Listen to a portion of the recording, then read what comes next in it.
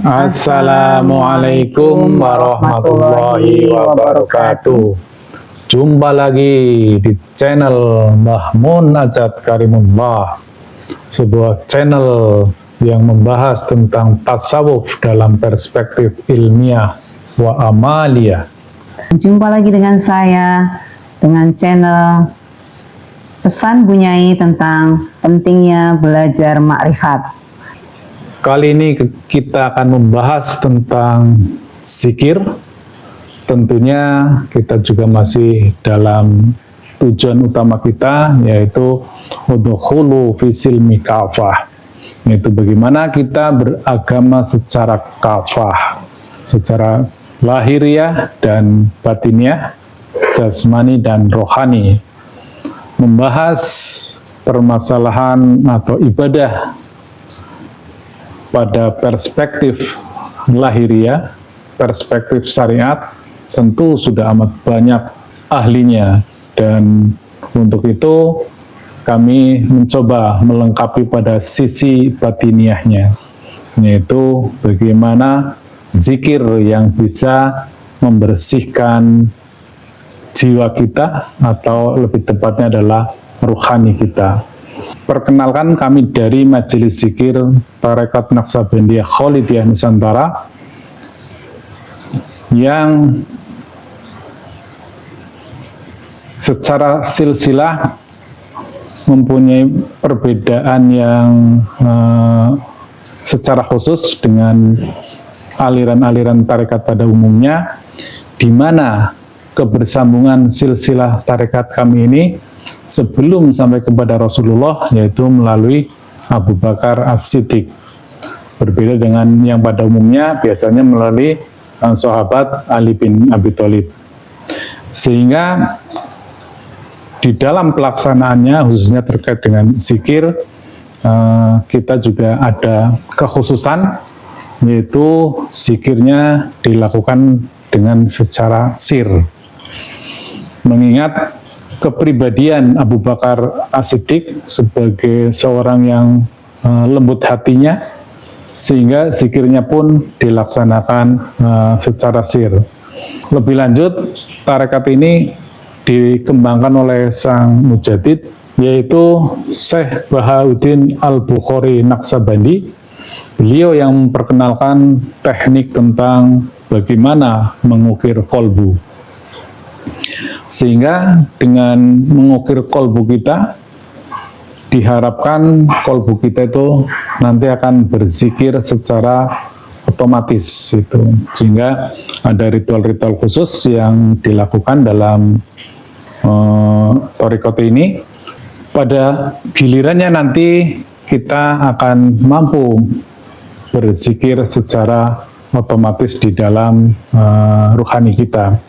Agar lebih presisi penjelasannya, ada baiknya kita bacakan Quran surat Al-A'raf 205 yang artinya, dan sebutlah nama Tuhanmu dalam hatimu dengan rendah hati dan rasa takut, serta dengan tidak mengeraskan suara di waktu pagi dan petang, dan janganlah kamu termasuk orang-orang yang lalai.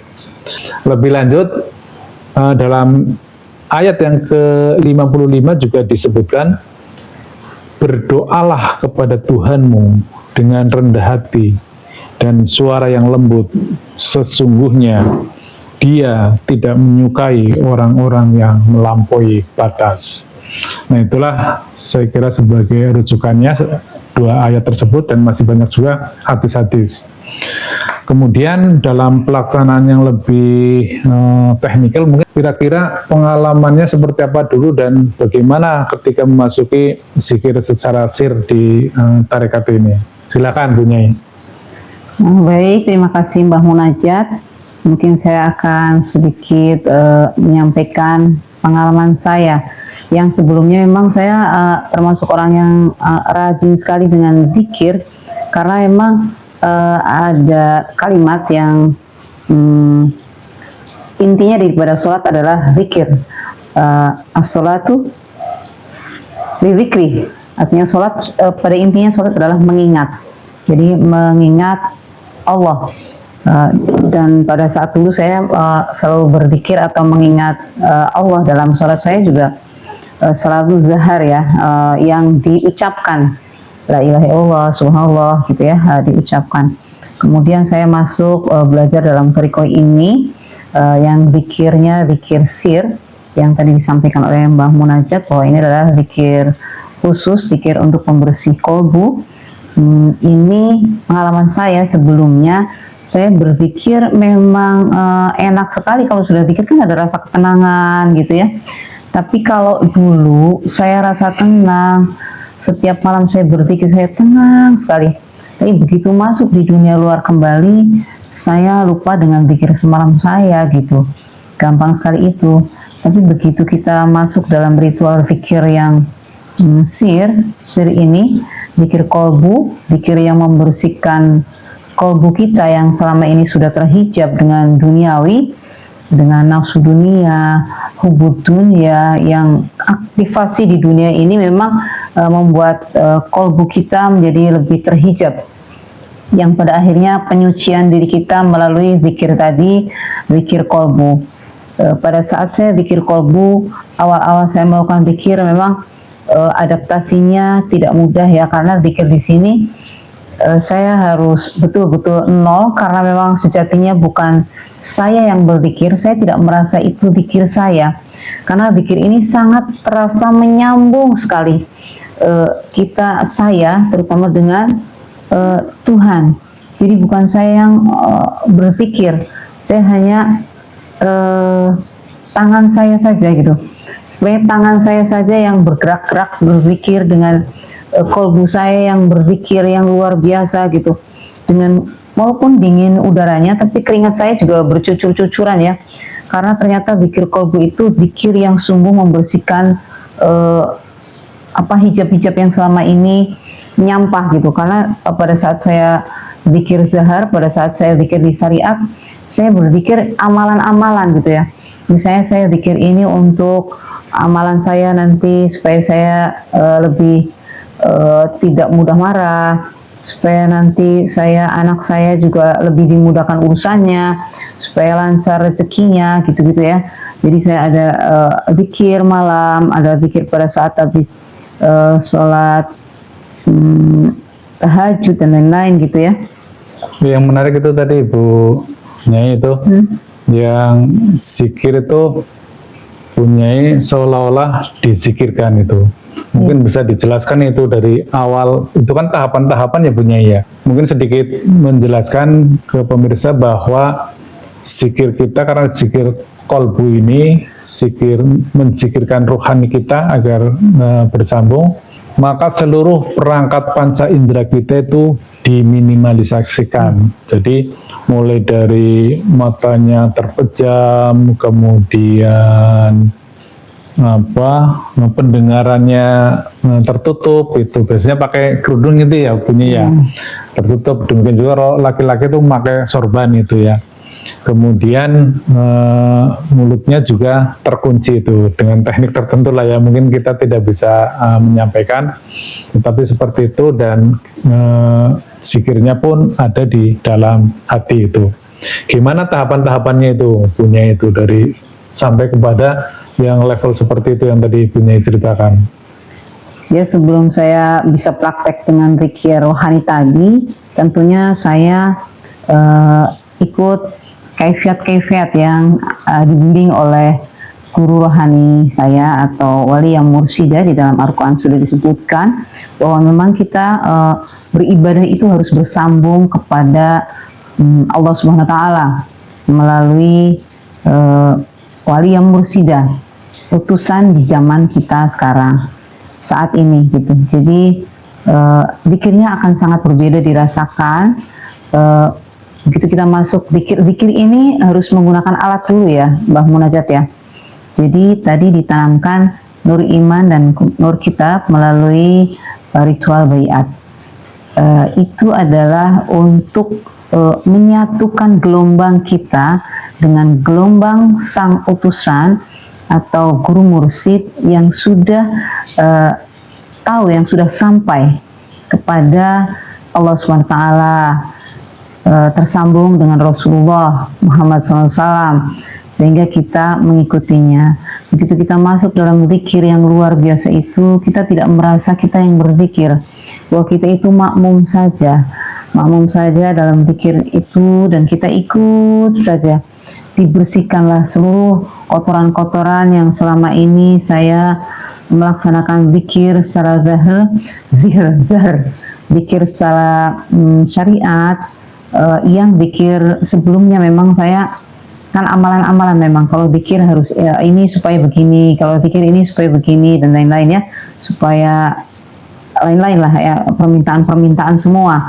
Dan ternyata dalam zikir ini kita tidak boleh ada keinginan apapun, tidak ada keinginan apapun, yang ada adalah betul-betul terus zikir kita hanya ilahi anta maksudi wa ridhaka matlubi, artinya bahwa hanya Tuhan yang saya tuju dan ridhonya yang hamba mau.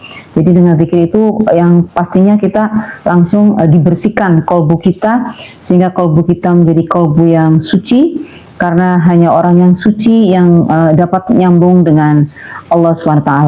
Maka tahapan-tahapan itu adalah tahapan dasar ya, kita pada saat baiat, kemudian ada zikir untuk membersih kolbu dulu, kemudian ada zikir tingkatan lagi, itu zikir jamaah, dan nanti kemudian ada lagi zikir melalui suluk dan lain-lain. Jadi ada tahapan-tahapannya, mungkin nanti Bang Munajat lebih jelas untuk merincikan tahapan-tahapan zikir, sehingga dan saya berharap nanti teman-teman saya yang dan keluarga saya yang semua yang masih syariat, yuk ini adalah pelajaran yang sangat luar biasa. Mari kita sama-sama bisa melaksanakan ibadah secara kafah, artinya ibadah yang secara syariat juga, dan kemudian ibadah yang secara makrifat, karena memang kita awaluddin ma'rifatullah dan akhiruddin ma'rifatullah. Mudah-mudahan itu bisa tercapai ya Bang Munajat. Boleh dirinci tahapan-tahapannya, barangkali Bang Munajat lebih terang ya. Monggo Bang Munajat.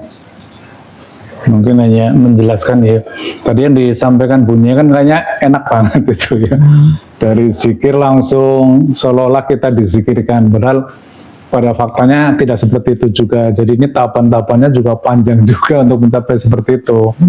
Jadi diawali dengan biasanya setelah kita berbaiat, kita ada kewajiban secara rutinitas setiap hari melakukan zikir itu, dan itu juga rasanya luar biasa juga. Kita duduk tawaruknya aja kan khusus ini ya, jadi itu juga adaptasi di situ juga tidak mudah itu. Jadi setelah kita beradaptasi dengan zikir harian, kemudian sampai titik tertentu kita diperkenankan untuk suluk. Nah begitu suluk, karena di sana sifatnya adalah menambah energi, melakukan intensitas pengisian rohani, sehingga jauh lebih banyak lagi, baik dari jumlah maupun jenisnya gitu. Nah pada sampai dengan titik tertentu di mana seluruh potensi lahiriah kita sampai pada titik yang mentok istilahnya, sampai kepada benar-benar kita sudah sampai dengan titik kepasrahan yang luar biasa. Bisa juga karena rasa sakit, bisa juga karena rasa khusyuk, karena rasa kepasrahan dan sebagainya. Intinya adalah bagaimana kita memfanakan diri, bahkan sampai kita tidak mampu lagi mempunyai keinginan gitu, karena benar-benar kita seperti dilumpuhkan lahiriahnya itu. Jadi pada titik tertentu kita benar-benar sudah mentok semuanya dan kita sudah pasrah, kemudian dia berzikir kepada dia, kita hanya menyaksikannya itu kurang lebih seperti itu. Nah kemudian menarik itu tadi apa yang disampaikan oleh Bunyai, itu tentang zikir-zikir yang tanpa ada keinginan, ada harapan itu ya, maksudnya hanya ilahi anta maksudi. Ini coba saya merujuk kepada sebuah ayat, yaitu At-Toha ayat 14. Innani anallahu la ilaha ana fa'budni wa aqimis sholata li dzikri. Sungguh aku ini Allah, tidak ada Tuhan selain aku, maka sembahlah aku dan laksanakan sholat untuk mengingatku. Nah ini berat sekali itu sesungguhnya itu ya, pesan dari itu. Jadi laksanakan sholat untuk mengingatku, atau berzikirlah untuk mengingatku. Artinya tidak ada ingatan lain selain Dia. Nah itu menjadi amat berat, dan kami juga harus berhati-hati menyampaikannya, bahwa selama ini kami itu berzikir atau dengan amalan-amalan tertentu, kemudian dengan ijazah-ijazah tertentu untuk mendapatkan sesuatu gitu. Jadi di ilmu ini tuh sudah tidak diperkenankan, karena hanya tujuan kita adalah ilahi anta maksudi. Jadi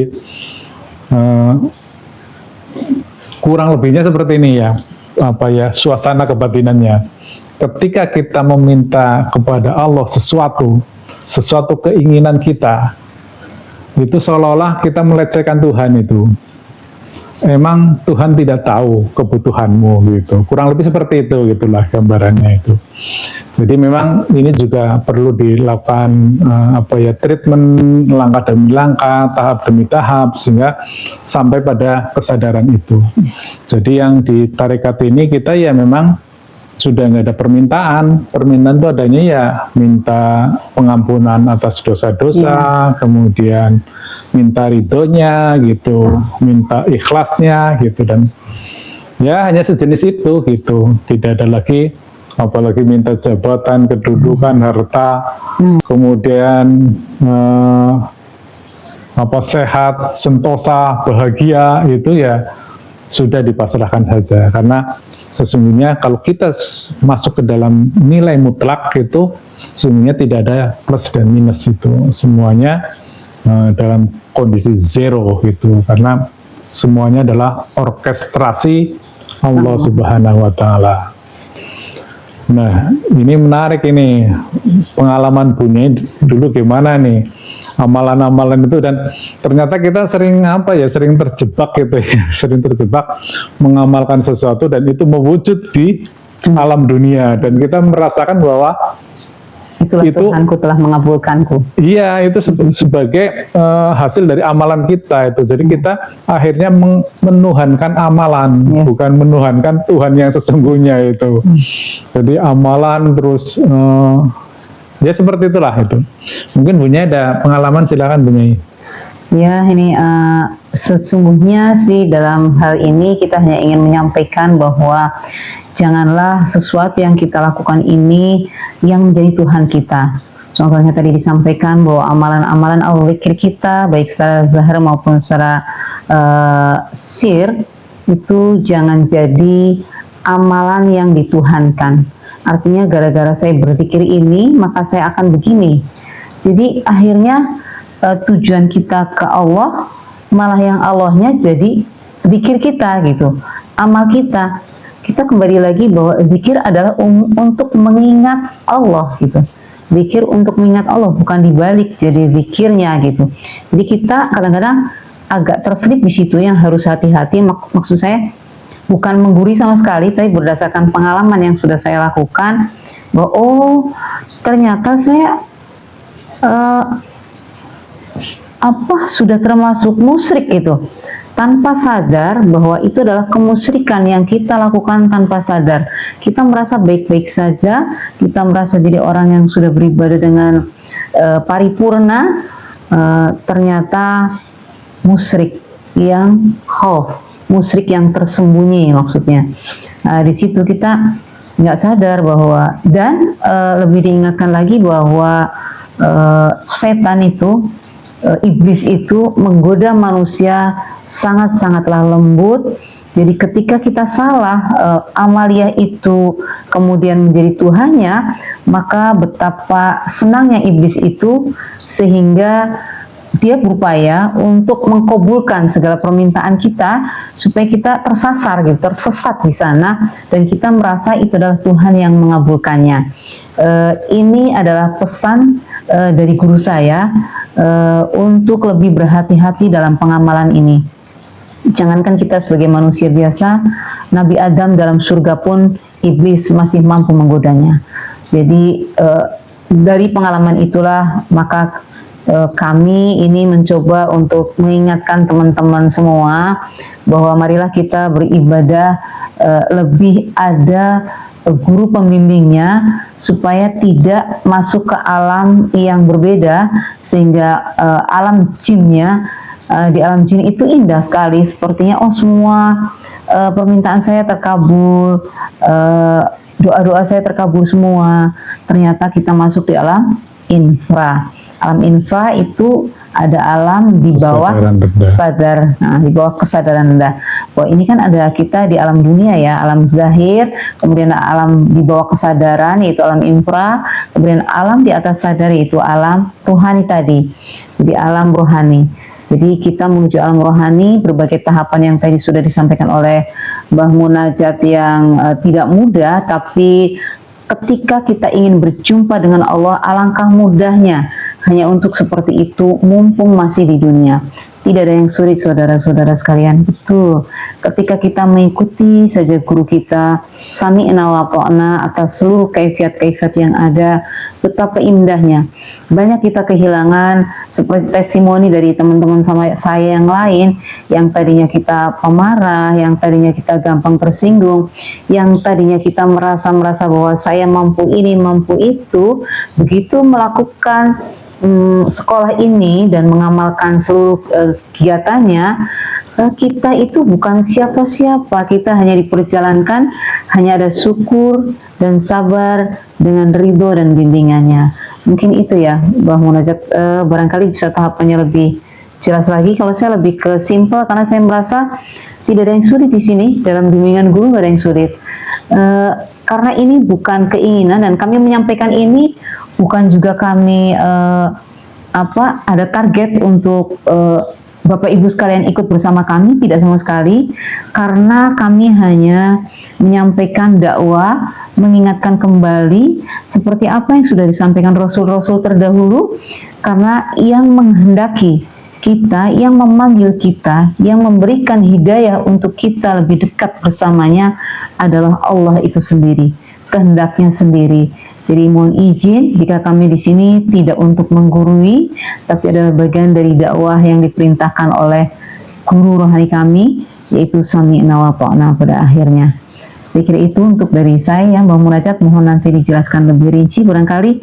Jadi kalau merasa sulit, saya merasa tidak ada yang sulit, tapi kalau merasa sakit, cerita yang dalam cerita di alam kubur akan lebih mengerikan ketika kita mengaji dahulu-dahulu. Saya lebih serem dengan surga dan neraka yang dibayangkan, yang diceritakan, dibanding surga dan neraka yang kita alami pada saat ini. Ini zikir rohani ini adalah pembersih dosa, masuknya di dalam neraka, tapi neraka dalam bimbingan guru rohani, jadi masih ada pengampunan di dunia, dan kita bisa naik ke alam sadar kembali, sehingga alam yang tadi kita zikir adalah betul-betul alam neraka. Begitu kita dalam kesadaran dunia adalah yang di neraka tadi kita hanya seperti mimpi. Begitu juga pada saat kita mengalami zikir, kita seperti di alam nyata, yaitu kita betul-betul tersiksa di sana karena dosa-dosa kita. Betapa indahnya ketika dosa itu kita hapuskan di alam dunia ini dengan bimbingan guru, sehingga kita bisa mengenal alam akhirat sepanjang kita masih diberikan kesempatan dalam alam dunia. Saya kira itu ya, mau Munajat, monggo dilanjut. Saya sih kayak gitu sih pengalaman saya. Saya lebih indah aja gitu. Ya sakit-sakit wajar daripada di alam kubur nanti. Gitu ya Bang Munajat ya. Menarik mencermati apa yang disampaikan. Jadi intinya zikir itu harus hanya ada Dia, hanya ada Allah. Dan sholat itu termasuk dalam kategori zikir. Iya, betul. Makanya sholat itu mengingat gitu kan.